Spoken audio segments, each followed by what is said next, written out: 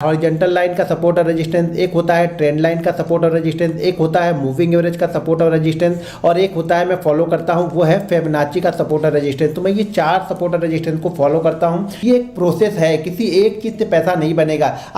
मैं आपका स्वागत करता हूं दोस्तों। आज की वीडियो हमारी सपोर्ट और रेजिस्टेंस पे होने वाली है। बहुत से दोस्तों की रिक्वेस्ट आई थी कि सर सपोर्ट और रेजिस्टेंस पे वीडियो बना दीजिए, क्योंकि आपका सपोर्ट और रेजिस्टेंस बिल्कुल यूनिक होता है और जैसे ही बैंक निफ्टी उस लेवल के ऊपर या नीचे निकलता है बहुत ज़बरदस्त मूवमेंट मिलती है। तो आप सपोर्ट और रेजिस्टेंस को किस तरह से आइडेंटिफाई करते हो ये ज़रा बता दीजिए। तो सर आप लोग को एक चीज़ बता दूँ, सपोर्ट और रेजिस्टेंस की किसी एक वीडियो में मैं आइडेंटिफाई नहीं कर पाऊंगा। सपोर्ट और रेजिस्टेंस कम से कम मैं इसकी 3 से 4 वीडियो बनेगी, क्योंकि मैं अलग अलग तरीके से सपोर्ट और रेजिस्टेंस को देखता हूं। तो मैं सारे तरीके आप लोग को बता दूंगा। जिस कंडीशन में उस समय बैंक निफ्टी फिट बैठेगा उस कंडीशन को हम यहां पे अप्लाई करेंगे। तो सपोर्ट और रेजिस्टेंस एक होता है हॉरिजॉन्टल लाइन का सपोर्ट और रेजिस्टेंस, एक होता है ट्रेंड लाइन का सपोर्ट और रेजिस्टेंस, एक होता है मूविंग एवरेज का सपोर्ट और रेजिस्टेंस, और एक होता है मैं फॉलो करता हूं वो है फिबोनाची का सपोर्ट और रेजिस्टेंस। तो मैं ये 4 सपोर्ट और रेजिस्टेंस को फॉलो करता हूं।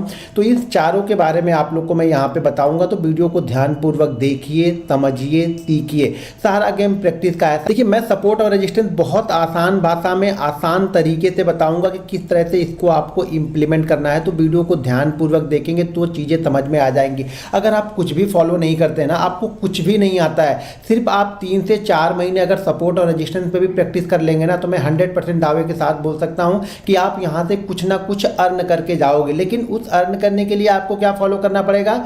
रूल्स, रिस्क मैनेजमेंट और मनी मैनेजमेंट। देखिए ये चीज़ें अगर आपको नहीं आती हैं, अगर आपको रिस्क मैनेजमेंट, मनी मैनेजमेंट आप फॉलो नहीं करते हो, तो दुनिया की कितनी भी अच्छी स्ट्रेटजी आपको मिल जाए ना, आप लॉस में ही रहोगे। तो सबसे जरूरी काम है वो रिस्क मैनेजमेंट और मनी मैनेजमेंट का। अगर इस पर आप लोग को वीडियो चाहिए तो इस वीडियो के नीचे फटाफट कमेंट करके मुझे बताइए, तो मैं नेक्स्ट वीडियो सपोर्ट और रेजिस्टेंस के साथ में आपको रिस्क मैनेजमेंट और मनी मैनेजमेंट की वीडियो भी बना के आप लोग के लिए डालूंगा। देखिए ये एक प्रोसेस है, किसी एक चीज़ से पैसा नहीं बनेगा। आप कोई स्ट्रेटजी सीख जाओगे, इससे पैसा नहीं बनेगा। उस स्ट्रेटजी को काम करने के लिए, जैसे कि आप मान लो कि आप गाड़ी को ड्राइव करते हो, तो सिर्फ एक्सीलेटर से आपका काम नहीं चलेगा। आपको एक्सीलेटर के साथ में क्लच भी चाहिए, हैंडल को भी संभालना पड़ेगा, सामने देखना भी पड़ेगा, रोड की कैसी है उसकी एनालिसिस आपको करनी पड़ेगी, ब्रेक भी चाहिए। ये सबका कॉम्बिनेशन मिला के आपको स्पीड तय करनी है। यहाँ पे लोग आते हैं, डीमेट अकाउंट ओपन कर लेते हैं, उसके बाद उनको लगता है कि बस मैं सब कुछ सीख गया हूँ। तो आप किसी एक चीज़ को अप्लाई कीजिए, किसी एक चीज़ को पहले अप्लाई कीजिए, उस चीज़ में आप मास्टर हो जाइए।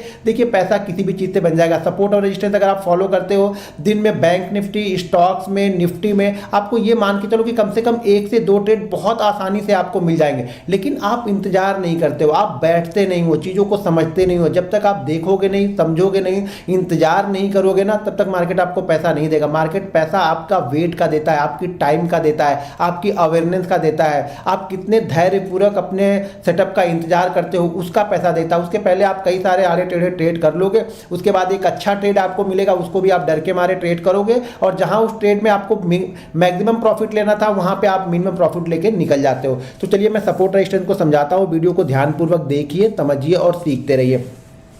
देखिए सपोर्ट रेजिस्टेंस ना बहुत आसान, इसको आइडेंटिफाई करना है, बहुत ही आसान। मैं पहले तरीकों को बताता हूं। जो हॉरिजॉन्टल लाइन में सपोर्ट और रेजिस्टेंस हमारे बनते हैं ना, मैं उसके बारे में यहाँ पे बताता हूं, उसको किस तरीके से ट्रेड करना है, क्या क्या चीज़ें वहाँ इंपॉर्टेंट है। नेक्स्ट वीडियो मैं ट्रेंड लाइन पे बना दूंगा, उसके बाद मूविंग एवरेज के सपोर्ट और रेजिस्टेंस को। जनरली आप 1 से 2 ट्रेंड लाइन और ये वीडियो देख लेंगे ना, तो भाई मूविंग एवरेज वाली वीडियो नहीं भी देखेंगे तो भी आपका काम चल जाएगा, क्योंकि किसी एक चीज़ में परफेक्ट होना यहाँ पे जरूरी है। तो सपोर्ट और रेजिस्टेंस की मैं 4 चीज़ें फॉलो करता हूं और चारों को मैं बता दूंगा। तो आप लोग उसमें से जो आपको पसंद हो या चारों को मिक्स करके देखोगे तो क्या होगा ना, किसी दिन क्या होगा, सपोर्ट और रेजिस्टेंस हॉरिजॉन्टल लाइन पे अच्छा नहीं बनेगा तो ट्रेंड लाइन पे बहुत अच्छा बनता है। जब प्राइस एक्शन चलता है ना, तो ट्रेंड लाइन पे जो सपोर्ट और रेजिस्टेंस बनते हैं वो बहुत अच्छे होते हैं। जब मार्केट रेंज के अंदर में फंसा होता है ना, तब आपको सपोर्ट और रेजिस्टेंस, हॉरिजॉन्टल लाइन वाले सपोर्ट और रेजिस्टेंस बहुत अच्छा वर्क करते हैं। जब मार्केट बहुत तेजी से ऊपर या नीचे जाता है, देखिए मैं सब चीज़ें बता रहा हूँ, आप लोग चीज़ों को एनालिसिस नहीं करते। जब मार्केट बहुत तेजी से ऊपर या नीचे जाएगा तो वहाँ पे आपको फिबोनाची वाली जो रिट्रेसमेंट का सपोर्ट और रेजिस्टेंस होता है वो बहुत अच्छा वर्क करता है। तो सबके अपने अपने तरीके हैं। तो मैं अभी ये बता रहा हूँ कि मान लीजिए मार्केट एक रेंज में फंसा हुआ, उसके सपोर्ट और रेजिस्टेंस को हम किस तरह से फॉलो करते हैं, कैसे देखते हैं, कैसे ट्रेड करते हैं, वो सारी चीजें मैं यहाँ पे बता रहा हूँ, मैं ड्रॉ कर रहा हूँ। मान लीजिए मार्केट यहाँ से निकलता है, इस पॉइंट से मार्केट निकलता है, एक बार मार्केट इस पॉइंट के आसपास में कहीं पे जाता है, ठीक है। जितना आसान यहाँ पे दिखेगा उतना आसान वहाँ पे नहीं होगा। ध्यान रखना, लाइव मार्केट में चीज़ों को आइडेंटिफाई करना बहुत मुश्किल होता है। उसके लिए आपको एक प्रैक्टिस की जरूरत होती है, बहुत कठिन परिश्रम आपको करना पड़ेगा और उस जगह पे जाकर डिसीजन लेना पड़ता है। डिसीजन क्या होता है, लोग यहाँ पे डिसीजन नहीं लेते, इंतजार करते रहते हैं, तो यहाँ पे आपको डिसीजन लेना पड़ता है। देखिए जब यहाँ पे हम ट्रेड ले रहे हैं ना, तो अपनी एनालिसिस के हिसाब से हम 60-40, 70-30 या 50-50 का एक ट्रेड यहाँ पे लेते हैं। वो निकल जाने के बाद ट्रेड आपका चल गया तो वही 100% आप प्रॉफिट हो जाओगे, ये सक्सेस रेट इसका 100% हो गया। मान लीजिए ये नहीं गया तो 50% हो जाएगा। जब इसी तरह से आप 10-20 ट्रेड करोगे ना, तब उसका सक्सेस रेट आप निकाल पाओगे, तो आपको समझ पाओगे कि किस तरीके से आप ट्रेड कर रहे हो। तो यहाँ से मार्केट चला, मार्केट आके यहाँ पे रुक गया, फिर से मार्केट यहाँ से नीचे आया, यहाँ से रुका, यहाँ पे कुछ प्रॉफिट बुकिंग आ गई, यहाँ पे सेलर एक्टिव हो गए, मार्केट को नीचे लेके आए, मार्केट यहाँ पे नीचे आया, फिर से मार्केट ऊपर की साइड में गया और इसी जगह के आसपास मार्केट आके फिर से रुकने लगा। तो मार्केट यहाँ पे आके रुक गया। तो ये एरिया हमारा क्या हो गया, देखिए पहली बार मार्केट यहाँ पे गया, इस जगह पे रुक गया, मार्केट दूसरी बार भी आया, इसी जगह पे रुक गया। तो ये वाला एरिया क्या हो गया, हमारे लिए रेजिस्टेंस हो गया। इसको हम रेजिस्टेंस आइडेंटिफाई करने लगेंगे। मैं एक चीज़ बहुत आसानी से आप लोग को समझाता हूँ। अगर आप बिल्कुल नए हो, 2 महीने 6 महीने साल भर से आप मार्केट में हो और आप प्रॉफिटेबल नहीं हो, तो इसको भी मत मानो। आप ये मानो कि मार्केट जब एक बार और जाएगा और इस तीसरी बार यहाँ पे आएगा ना, तब मैं मानूंगा कि ये रेजिस्टेंस बन चुका है। ये रेजिस्टेंस फर्स्ट हो गया, सेकंड टाइम आके इसी रेजिस्टेंस के आसपास में रुका और थर्ड टाइम भी इसी जगह के आसपास बैंक निफ्टी आ चुका है। ठीक है, ये हम मानते हैं कि हम डेली चार्ट पे ये सारी चीजें देख रहे हैं। देखिए सबसे पहले तो आपको डेली चार्ट पे समझना होगा। अगर आप डेली चार्ट में ट्रेंड को नहीं समझोगे ना, तो सपोर्ट रेजिस्टेंस को आप अच्छी तरीके से ट्रेड नहीं कर पाओगे। जिस ट्रेंड में मार्केट होता है ना, उस तरीके से वो काम करेगा। ट्रेंड की साइड में बहुत अच्छा मूव देगा, ट्रेंड के अगेंस्ट मूव स्लो होता है, तो ये ध्यान रखिएगा।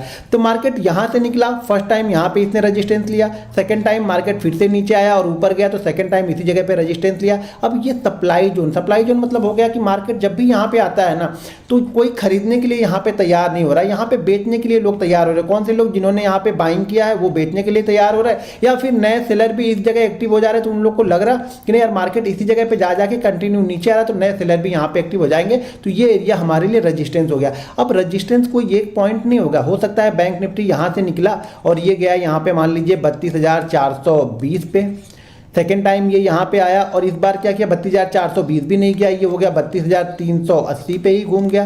तो ये एक जोन बनता है, ठीक है ना, एक जोन होती है। जैसे मैं एक लाइन यहाँ पे रेक्टेंगल आप ड्रॉ कर लो, ठीक है, तो इस तरह की एक लाइन, एक जोन ड्रॉ करते हैं कि 420 से 380 यहाँ पे गया। अब तीसरी बार बैंक निफ्टी वापस गया और वापस इस जगह पे आके इसने ट्रेड किया, इस जगह पे आके ट्रेड कर रहा। हो सकता है ये वाला जो लेवल होगा वो होगा यहाँ पे 42,400, मान लीजिए 400 का होता है। अब ये तीन अलग अलग रेजिस्टेंस बनाया, लेकिन ये एक जोन बनाया। देखिए जब कोई भी स्टॉक्स होता है ना, स्टॉक्स हो, इंडेक्स हो, कोई भी होगा ना, तो ये हम मान के चलते हैं कि 0.5% से 1% की एक रेंज बन सकती है। हो सकता है बैंक निफ्टी वही रेंज 250 से 300 पॉइंट की भी बना सकता है। ठीक है, स्टॉक्स कोई हो तो 1% मान लीजिए 1000 का स्टॉक्स है, तो हो सकता है कि 8 रुपये से 10 रुपये की एक रेंज बनाए। तो एक रेंज होती है, उस रेंज को हम सपोर्ट या रजिस्टेंस मानते हैं। तो यहाँ पे हम क्या फॉलो कर रहे हैं, रेजिस्टेंस को।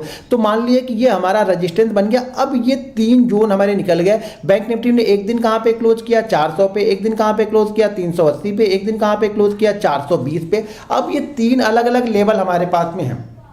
ठीक है, अब क्या करेगा बैंक निफ्टी, मान लीजिए अगली बार फिर से बैंक निफ्टी नीचे आके और इस बार जाके इसने इस रेजिस्टेंस लेवल के ऊपर कहीं पे क्लोज कर दिया। मान लीजिए ये क्लोज कर देता है, लेकिन इस रेजिस्टेंस, हमने क्या रेजिस्टेंस मान लिया है, हमने रेजिस्टेंस ये मान लिया कि 3 बार बैंक निफ्टी इस जोन के आसपास आके रुकता है। तो हमने ये रेजिस्टेंस मान लिया कि अगर बैंक निफ्टी अब 32,430, यानी जो ये ऊपर की रेंज है, जो एक ऊपर की रेंज बनी है ना, इस ऊपर की रेंज से भी 10-20 पॉइंट हम बफरिंग पकड़ लेते हैं कि उसके ऊपर जाके क्लोज करेगा, तब हम ये मानेंगे कि बैंक निफ्टी ने इस रेजिस्टेंस, जो कंटिन्यू बार बार यहाँ पे सेलर एक्टिव हो जा रहे थे, इस बार बायर ने क्या है, बायर ने इस बार जोश दिखाया, बायर ने इस बार दम दिखाया और कहाँ पे लाके क्लोज कर दिया, 32,430 पे क्लोज कर दिया। जो हम पिछले 3 बार से नहीं कर पा रहे थे। पिछले 3 बार से क्या कर रहे थे, सेलर यहाँ पे एक्टिव हो जाते हैं, सेलर इसको बार बार नीचे की साइड में लेके आ रहे थे। अब ये 430 पे इसने क्लोज कर दिया, मतलब अब बैंक निफ्टी ने इस रेजिस्टेंस को क्लोज कर दिया, यानी इस रेजिस्टेंस के ऊपर निकल गया। मतलब ये क्या हो गया, ब्रेकआउट हो गया। ठीक है, ये क्या हो गया, हमारा ब्रेकआउट हो गया, यानी मार्केट ने ब्रेकआउट कर दिया है। जो रेजिस्टेंस बार बार बन रहा था वो ब्रेकआउट हो गया। तो यहां पे 2 तरह की चीजें होती है, आप चीजों को ध्यान से समझिएगा। अगर ये डेली चार्ट पे मान लीजिए इसी लेवल के आसपास, मान लीजिए 400 का ब्रेकआउट है, एक लेवल बता रहा हूँ अभी फॉलो करना, बहुत सारी चीज़ें इसमें भी इंप्लीमेंट करते हैं। तो मान लीजिए ये 450 460 के ऊपर जाके बैंक निफ्टी ने क्लोज कर दिया है, ठीक है। अगले दिन दो चीज़ें यहाँ पे हो सकती हैं, ठीक है। या तो इसने ये ब्रेकआउट के ऊपर आसपास क्लोज किया तो हो सकता है कि गैप डाउन ही ओपन हो जाए, या फिर बहुत बड़ा गैप अप ओपन हो जाए। देखिए बहुत बड़ा गैप अप ओपन हो जाता है ना, तो उस कंडीशन में हमेशा प्राइस एक्शन को ही फॉलो करना चाहिए। बहुत बड़ा गैप अप ओपन हो गया तो हमेशा उस कंडीशन में प्राइस एक्शन को ही आपको नेक्स्ट डे फॉलो करना पड़ेगा, ठीक है। अगर गैप डाउन हो गया तो ये चीज़ें ध्यान रखना कि अगर ब्रेकआउट के बाद गैप डाउन हो गया और गैप डाउन के बाद ये पहले 10-15 मिनट के लो को ब्रेक नहीं किया ना, तो ये आप मान के चलना कि 10 टाइम में से कम 8 टाइम मार्केट यहाँ से रिकवर करेगा और ये ब्रेकआउट लेवल है उसके ऊपर जाकर ट्रेड करना स्टार्ट करेगा। ये एक्सपीरियंस से बता रहा हूँ। कब? जब मार्केट ब्रेकआउट करे और ब्रेकआउट के बाद पहले 10-15 मिनट के लो को ब्रेक ना करे, ये ध्यान रखना, पहले 10-15 मिनट के लो को वो ब्रेक ना करे तो मार्केट कंटिन्यू ऊपर की साइड में निकल जाता है। ये बहुत बड़ा गैप डाउन नहीं, ऐसा नहीं कि 3% गैप डाउन हो जाएगा तब भी हम ये चीज़ें कर रहे हैं। ये इसी लेवल के पास, मान लीजिए हमने 430 पे क्लोज किया तो ये हो सकता है 300 पे ओपन हो जाए, 250 पे गैप डाउन ओपन हो जाए। पहली कैंडल यहाँ पे इंपॉर्टेंट होती है ट्रेड करने के लिए ब्रेकआउट लेवल को। ये मैं चीज़ें बता रहा हूँ कि मार्केट आज क्लोज किया तो हम कल किस तरीके से ट्रेड कर रहे हैं। ऐसे ही सपोर्ट और रेजिस्टेंस इंट्राडे में भी बनते हैं, तो इंट्राडे की वीडियो आप लोग के लिए नेक्स्ट वीडियो बनाऊंगा, क्योंकि वीडियो बहुत बड़ी हो जाएगी तो चीज़ें समझ में नहीं आएगी। पहले सपोर्ट और रेजिस्टेंस डेली चार्ट पे आप फॉलो करो। जैसे आज मैं वीडियो बना रहा हूँ तो इसको आप नेक्स्ट वीक के लिए आप बैंक निफ्टी पे सपोर्ट रेजिस्टेंस निकाल लो, निफ्टी पे निकाल लो, स्टॉक्स पे निकाल लो, 4-5 स्टॉक्स निकालो और देखो वो कब ब्रेकआउट करता है और ब्रेकआउट के बाद उसकी मूवमेंट को पहले ट्रैक करो, ठीक है। तो ये यहाँ पे क्लोज होने, यहाँ पे अगर ओपन होता है ना तो यहाँ से बहुत तेजी से ऊपर की साइड में ये निकल सकता है अगर पहले 5-7 मिनट ये लो को ब्रेक नहीं करता है तो। अब मान लो ये 430 के आसपास का इसने क्लोज किया है और उस दिन शायद इसने, हो सकता है कि हाई इसने 32,500 का लगाया हो, किस दिन? जिस दिन इसने ये क्लोज किया है 32,500 का लगाया, और अगर आज ये 32,500 के नीचे ही ओपन हो रहा है और जैसे ही 500 को निकालेगा ना, यहाँ पे बहुत तेज मूवमेंट आपको होती हुई दिखेगी इंट्राडे में। क्यों? क्योंकि एक तो हमने जो रजिस्टेंस था उस रजिस्टेंस लेवल के नीचे हमने ऊपर हमने क्लोज कर दिया। तो जो लोग ये सोच रहे थे कि शायद कल हम देखते हैं कि शायद इस रजिस्टेंस के ऊपर तो क्लोज कर रहा है लेकिन बहुत ज़्यादा ऊपर क्लोज नहीं कर रहा, तो वो पोजीशन शायद 10-20 पॉइंट 100 पॉइंट का रिस्क लेके और पोजीशन को लेके जा सकते हैं। तो वो कब पोजीशन को कवर करेंगे? जैसे ही ये कल वाले हाई को निकालना स्टार्ट करेगा ना, जैसे कल वाला हाई, इसके लिए अब रजिस्टेंस, आज के लिए रजिस्टेंस क्या हो गया अभी? जैसे मान लीजिए 500 का इसने हाई लगा दिया, ठीक है, आज की क्लोजिंग इसने 430 पे दे दी। अब जैसे कल ये 400-500 के नीचे ही ओपन होगा और जैसे ही 500 को क्रॉस करेगा ना, यहाँ फटाफट शॉर्ट कवरिंग स्टार्ट हो जाएगी। यानी जो ये लोग ने आज पोजीशन यहाँ पे कवर करके नहीं गए वो सभी लोग अपनी पोजीशन को कवर करेंगे, क्योंकि उनका लॉस अब बढ़ जाएगा। क्योंकि पिछले जो रजिस्टेंस बना रहा था मार्केट, उस रजिस्टेंस के ऊपर जाके ट्रेड करना स्टार्ट किया है। तो यहाँ पे क्या होगी, ये लोग पोजीशन को कवर करेंगे और बहुत सारे लोग वेट करते रहते हैं कि मैं ब्रेकआउट पे ही ट्रेड करूंगा। जैसे मैं ब्रेकआउट ट्रेडर हूं, ज्यादातर मैं ब्रेकआउट को ट्रेड करता हूं, तो मैं इंतजार यहां पे करता रहूंगा कि जैसे ब्रेकआउट होगा मैं ट्रेड करूंगा अगले दिन। तो ये 500 के ऊपर की जो मूवमेंट होगी ना, ये बहुत फास्ट मूवमेंट होगी। अब इसके ऊपर का फिर रेजिस्टेंस क्या होगा? देखिए यहाँ पे तो रेजिस्टेंस को इसने ब्रेक कर दिया, इसके ऊपर वो रेजिस्टेंस होगा जो पिछले बार से ये गिरते हुए, जहां से गिरना स्टार्ट किया होगा और जो उसने एक स्विंग हाई लगाया होगा, वो जाते वक्त यहाँ पे रेजिस्टेंस होगा। यहाँ पे मैंने नीचे का ही दिखाया आप लोग को। मान लेते हैं, एक मिनट में इसको जरा हटा देता हूँ।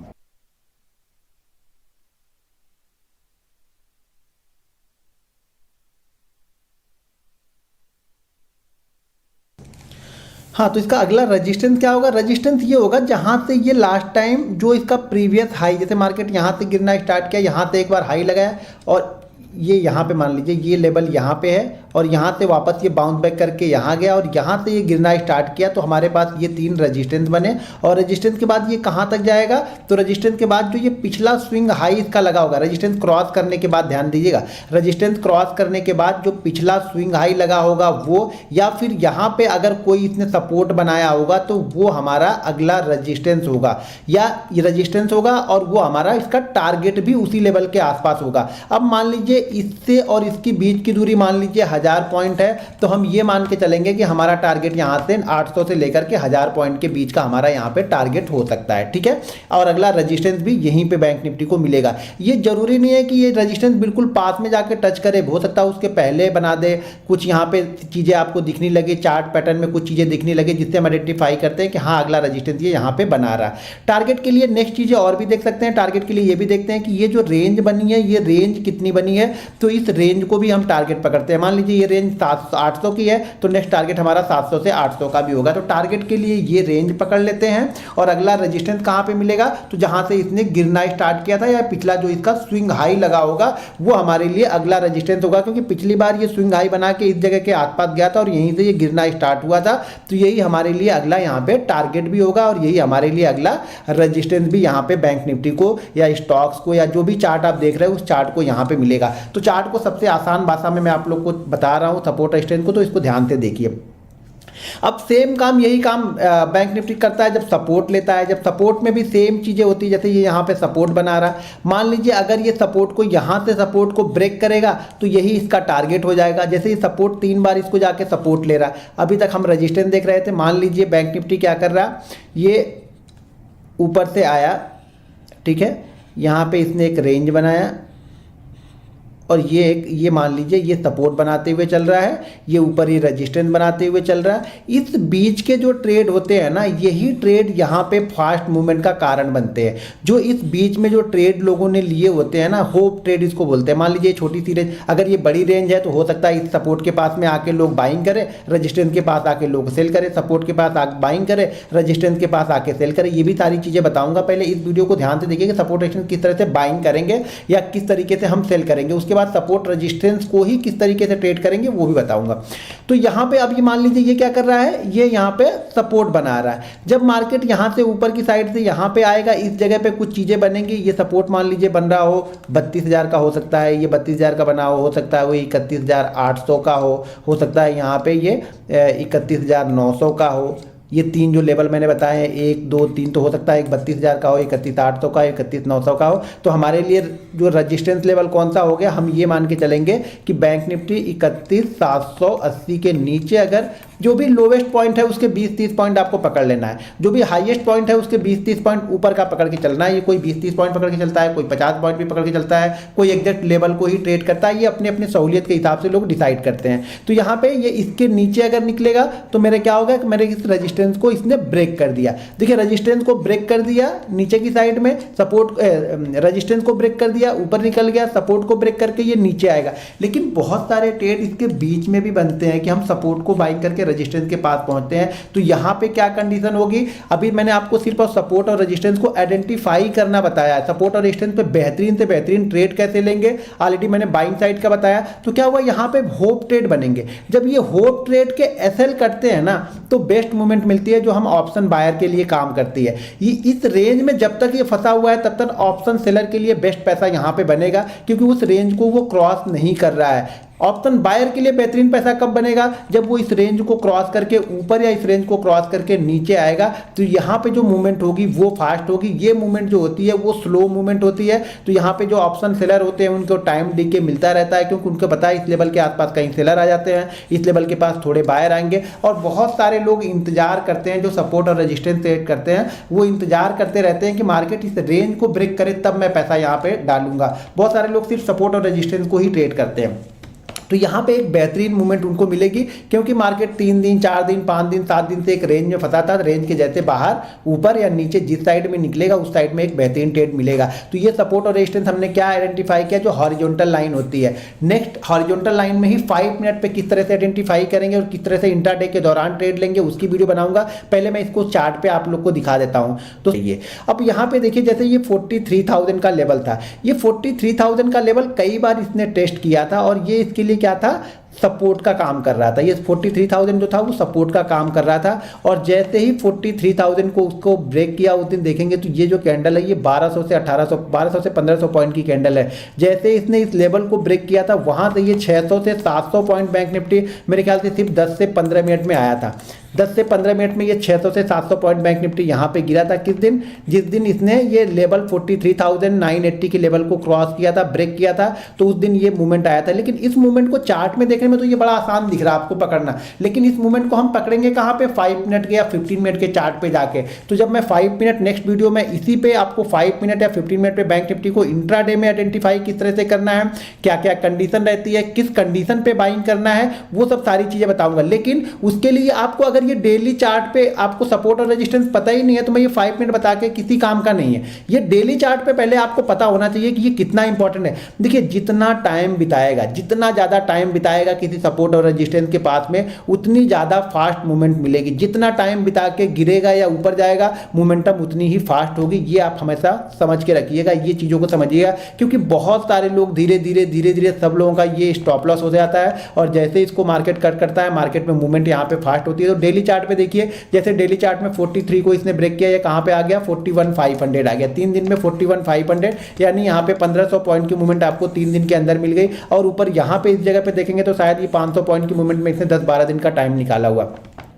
उसी तरह से अब क्या, मैंने जैसे लास्ट वीडियो मैंने क्या बताया कि अगला हमारा रेजिस्टेंस क्या होगा। अब ये रेजिस्टेंस यहाँ पे बनाया, देखिए पहली बार एक बार इसने इससे बाउंस बैक लिया, फिर वापस यहाँ पे बाउंस बैक लिया। अब पिछले 2 दिन से ये क्या कर रहा था, इसी जगह के आसपास ये घूम रहा था, ठीक है। अब जैसे इसने वापस फिर 43, देखिए यहाँ पे क्या था 43, जैसा कि मैंने बताया कि 43 अब इसके लिए रेजिस्टेंस होगा, क्योंकि 43 को ही पहले ये सपोर्ट मान के चल रहा था। जैसे इसने सपोर्ट को ब्रेक किया, एक फास्ट मूवमेंट आपको देखने को मिली। अब जैसे इसने रेजिस्टेंस को ब्रेक किया, वापस इसमें एक फास्ट मूवमेंट देखने को मिली। और ये यहाँ पे देखिए 300-350 पॉइंट का मूवमेंट ये मेरे ख्याल से ना सिर्फ और सिर्फ 25 मिनट में है। ये 300-350 पॉइंट का मूवमेंट 25 मिनट में यहाँ पे आपको मिला था। ये फास्ट मूवमेंट, क्यों फास्ट मूवमेंट मिली, क्योंकि ये 43 का पहले सपोर्ट था, सपोर्ट को ब्रेक किया तो नीचे की साइड में एक अच्छा पैसा यहाँ पे सेलर लेके गए, जिन्होंने सेल किया होगा, जिन्होंने पुट लिया होगा, अच्छा पैसा बना के गए। यहाँ पे वापस फिर से ये 2-3 दिन होप ट्रेड बने कि शायद मार्केट 43 को ना निकाले। यहाँ पे होप क्या बन रहा था कि शायद मार्केट 43 को ब्रेक ना करे, लेकिन जैसे ब्रेक किया बड़ी क्वांटिटी, क्योंकि बहुत दिनों से ऐसा ये हिट नहीं किया था, बहुत दिनों से 43 को रिस्पेक्ट कर रहा था, तो बहुत सारे लोगों की यहाँ पे 43 पे इनका क्या लगा होगा, एसएल लगा होगा। जैसे एसएल कट हुए, बहुत सारे लोग ने कोई एसएल कट हुआ, बहुत सारे नए लोग यहाँ पे सेलिंग करने की अपॉर्चुनिटी ढूंढ रहे थे, उनको अपॉर्चुनिटी मिल गई। इसी जगह पे यहाँ पे क्या हो रहा था कि 3-4 दिनों से ये 43 को ऊपर की तरफ निकाल नहीं पा रहा था, तो बहुत सारे लोगों के क्या हो गए यहाँ पे, जिन्होंने शॉर्ट किया होगा उनके एसएल लगे होंगे कि यार 43 को निकालेगा तभी मैं निकलूंगा। और जैसे 43 को निकाला, नए जो ट्रेडर थे जो ब्रेकआउट पे ट्रेड करते हैं वो लोग भी इंतजार कर रहे थे, वो लोग ने भी यहाँ पे ट्रेड लिया और जो सेलर थे उनके एसएल भी होने लगे। तो यहाँ पे फास्ट मूवमेंट वापस आपको फिर से देखने को मिली। इसी तरह से आप सपोर्ट और रेजिस्टेंस को आइडेंटिफाई कर सकते हैं हर समय। जो पिछला जो सपोर्ट था, जैसे ये सपोर्ट था यहाँ पे, तो अब ऊपर जाते वक्त यही आपके लिए रेजिस्टेंस का काम करेगा। मान लीजिए बैंक निफ्टी यहाँ पे अब रुक जाता है, तो रेजिस्टेंस लेवल क्या है, ये वाला लेवल, ये वाले लेवल पे आप नजर बना के रखिएगा, वो है 43,600 के ऊपर का। यहाँ पे अगर बैंक निफ्टी इसी जगह पे 1-2 दिन यहाँ पे रुकेगा और जैसे इसको निकालेगा ना, फिर आपको एक फास्ट मूवमेंट देखने को मिलेगी। तो अगर आप सिर्फ सपोर्ट और रेजिस्टेंस को भी ट्रेड करेंगे ना, तो बहुत अच्छा पैसा आप बना सकते हैं। इसको इंट्राडे में भी हम यूज करते हैं, डेली चार्ट पे भी देखते हैं, लेकिन डेली चार्ट में पहले आपको ट्रेंड देखना पड़ेगा। डेली चार्ट में वो किस तरह की मूवमेंट करके आया है, तो उसके साथ वाली मूवमेंट को आप अच्छा पकड़ पाएंगे। जैसे डेली चार्ट में यहाँ पे क्या दिख रहा है कि ये सपोर्ट है, जैसे ब्रेक करेगा एक अच्छी मूवमेंट हमें मिलेगी। ये बाइंग साइड में शायद उतनी अच्छी मूवमेंट नहीं मिलेगी यहाँ पे, क्यों, क्योंकि तो लोगों को पहले से पता है कि 43,000 सपोर्ट है और ज्यादातर लोग यहाँ पे बाइंग करके ऑलरेडी बैठे हुए हैं ना, ज्यादातर बाइंग करके बैठे हुए हैं। वो तो वेट कर रहे हैं कि मार्केट बाइंग करके बैठे, मार्केट ऊपर जाएगा, लेकिन मार्केट ने क्या किया, उनके अपोजिट काम किया, तो ये तेजी से नीचे की साइड में आया। यहाँ पर ज्यादातर लोग क्या कर रहे हैं, सेल करके बैठे हुए, इसलिए कि शायद ये इसको क्रॉस नहीं करेगा। मार्केट जैसे उनके अपोजिट डायरेक्शन में गया, यहाँ पे मूवमेंट फास्ट हुए। तो ये ध्यान रखना, मार्केट अगर किसी सपोर्ट या रेजिस्टेंस को ब्रेक करता है तो बहुत अच्छा मूवमेंट वहां पे मिलता है। अब उस मूवमेंट को 5 मिनट में किस तरह से पकड़ेंगे, ये नेक्स्ट वीडियो में मैं आप लोग को बताने वाला हूं। ये वीडियो मुझे आप लोग बताइए कि ये वीडियो आप लोग को कैसी लगी, इस वीडियो से आप लोगों ने क्या सीखा, मुझे कमेंट करके जरूर बताइएगा। तो नेक्स्ट वीडियो में 5 मिनट के चार्ट पे कल मैं शायद इस वीडियो को आप लोग को डाल दूंगा, तो एक एक वीडियो मैं खत्म करता जाऊंगा सपोर्ट और रेजिस्टेंस की। तो कल मैं वो वीडियो डाल दूंगा, तो उस वीडियो को आप लोग देख लीजिएगा। और देखने के बाद प्रैक्टिस, सारा गेम प्रैक्टिस का है, सारा गेम कॉन्फिडेंस का है। आप प्रैक्टिस और कॉन्फिडेंस तो एक दिन के देखने से कुछ समझ में नहीं आएगा। ये कई बार एसएल भी हिट करेगा आपको। जब नए जब हम चीज़ें स्टार्ट करते हैं ना, तो मार्केट ये बोलता है कि आप इसको फॉलो मत करो, आप ऐसे अंधे ट्रेड लो, मतलब कुछ भी आप ट्रेड लेते रहो, किसी चीज़ को फॉलो करके ट्रेड ना लो। लेकिन अगर आप देखेंगे किसी एक चीज़ को आप फॉलो करके ट्रेड ले रहे हो ना, तो 100-150 ट्रेड लेने के बाद मार्केट आपको नुकसान नहीं देगा। नुकसान का मतलब ये हो गया कि एंड ऑफ मंथ आप लॉस में नहीं रहोगे। भले आप 200-500 रुपये लेके जाओ, लेकिन कुछ ना कुछ आप लेके ही जाओगे। लेकिन वो कब होगा, जब कंटिन्यू किसी चीज़ को आप प्रैक्टिस करते हो। एक दिन आप सपोर्ट रेजिस्टेंस देखोगे, एक दिन ट्रेंड लाइन का देखोगे, एक दिन मूविंग एवरेज देखोगे, एक दिन कुछ और देखोगे, एक दिन दिन इंडिकेटर लगाओगे, एक दिन प्राइस एक्शन फॉलो करोगे तो नहीं होगा। किसी एक चीज़ में पहले परफेक्ट बनो आप लोग। दोस्तों वीडियो पसंद आए तो वीडियो को लाइक और शेयर जरूर कीजिएगा। मिलते हैं नेक्स्ट वीडियो में। जय हिंद।